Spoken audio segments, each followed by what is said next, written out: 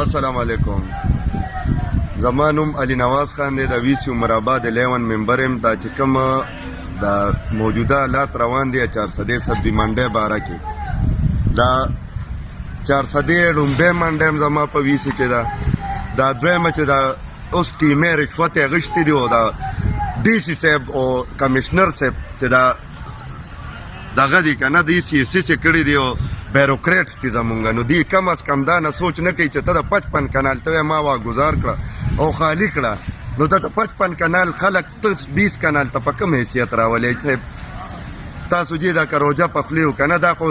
یو ټیمو صاحب رشوت اخیستو، د هغې نه هم زه خبر یم 35 لک روپیو د ټیمې چې کوم اهلکار و، یو اجي صاحب دی همدغلته خوا کې دغه نه کلیم منډۍ سره اوسي د ټیمې اهلکار دی، هغه پیسې اخیستې نورو خلکو، ځکه چې ما د دې فایل ته غوسته د نن نه کال یو نیم مخکې، نو هغه فایل هغه سړي راغشتی و د فوټوسټیټ دغه ته یې راوړی و او حق حاجي صاحب لګي شو، هغه فایل یې پرې واپس کړه. زمونږ خرور دی، مشر هم دی، دغه میونسپل سکول کې زمونږ پخوا چې کله جي ماشومان و نو دغه دی بابو پاتې دی دغه دی، نو هغې سړي ما نه هغه فایل پټ کړه چې هغه فایل یې په دې دغه پټ کړه چې ما ورته ووایي چې ما له فایل راکړه، دا زمونږ ویسي ده، نور خو نه زمونږ فنډ و نه دغه شته. بل د دې مین خبره دا ده چې دا کوم دی ته تاسو دا نه منډۍ شفټ کوئ یا اپروول ورکړی دی، نو دا نن سبا د چارسدې مین بایپاس دی، د چارسدې مین ترانسپورټ غټ ګاډي ټول په دې دی، د چارسدې اډې ته فلینکو چې ګاډي ټول په دې ځي راځي، د چارسدې د سکول دغلته صرف یو دوه کالج او یو سکول دپاره تاسو سره غم و چې ماشومانو ته تکلیف دی، او دلته په سوونو په زرګونو سکولونه او ماشومانو تکلیف تاسو ته نه ښکاري. نوشهره روډ باندې چې څانه پبلک سکولونه دي، په مردان روډ څانه پبلک سکولونه کالجونه دي اوس وخت سره، د هغې باچا خان یونیورسټۍ، ولی خان یونیورسټۍ، د دې ټول ترانسپورټ په دې رشو د دغه د وجې په بازار نه راځي، په دې بایپاس راځي، او دغلته دا زما روټ دی، زما کلي هم دغه دی چې دلته زم راځم، نو په مشکله باندې چې ټرک یا غټ ګاډي راشي نو زه ګاډي سایډ ته کړم، نو زما ګاډي نو چې کله منډۍ راشف شي خو دلته به دونه رچ وګویمئ، په دې به خلک څنګه ځي راځي. تاسو دغلته بس صرف دا یو کس پر د واحد فایدې غمولی او دا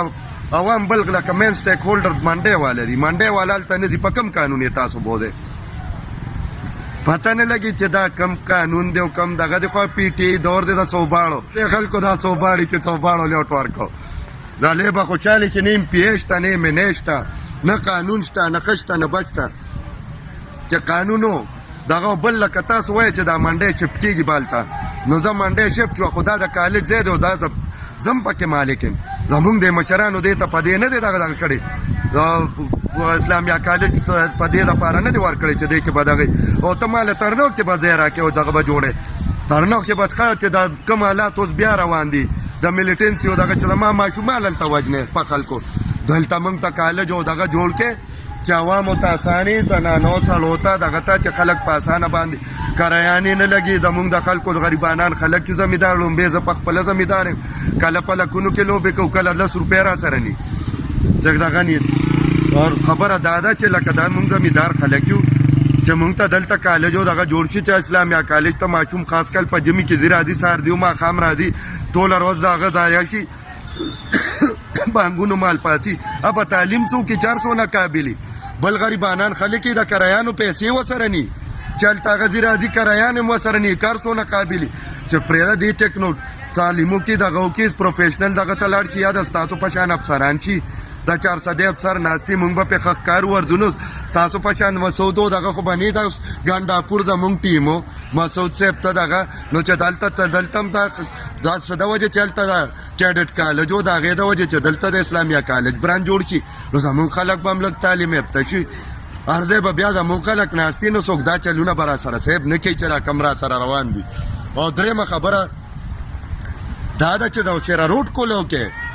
تا خو دا منډۍ دغه دې واګزاره کړه، نوشهره روډ باندې د ماښامې او د سهارې دونه رشي چې سړی په امبولینس ما چا خدای دې چاته بیمار نه دغه کوي، هسپتال ته چې راشي هغه ایکسپایر شي، دا تر دغه نه ونیسئ د ترکاڼانو مالې یا د دغه نه ونیسئ د ایکسچینج نه، د هغې ځای نه ونیسئ، روډ بند دا کولو کې خپل ځای ته ورسوئ، ټول سل دوکانداران پرې نه راځي